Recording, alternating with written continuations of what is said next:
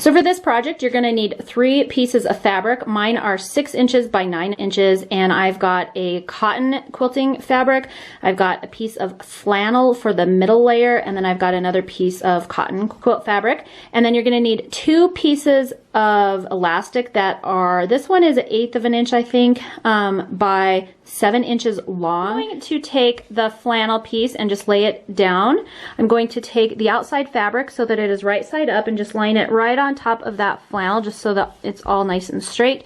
Then I'm going to take one of our elastic pieces and I'm going to pin or clip it about 1/2 inch down. I'm just going to place a clip there.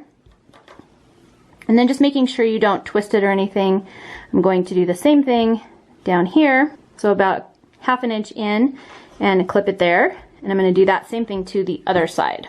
Take the lining fabric and place it right side down on top of all of that. And we're going to re-clip everything, making sure that we still have our little bits of elastic. All right, the next thing we're going to do is take this over to our sewing machine. I'm going to leave a hole over here on one of these sides about 2.5 inches wide. I'm going to sew starting here all the way around and back. Make sure you back stitch at your stops and starts here, and then double stitch over where these elastic bands are, just because they will have some tension on them.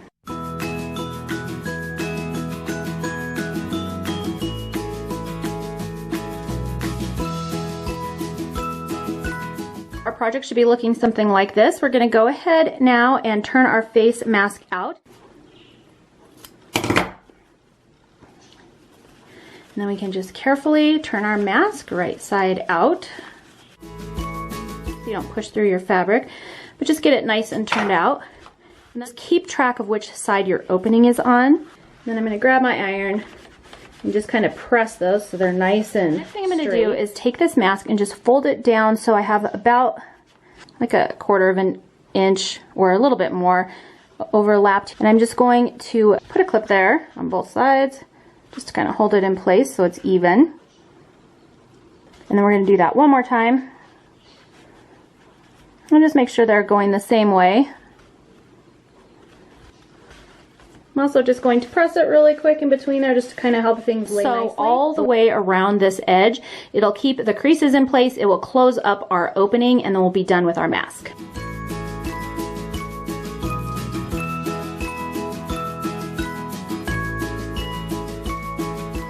So here's our finished mask. That might have been looking kind of small to you, but then when you pull these apart, it obviously gets large enough to cover your entire face.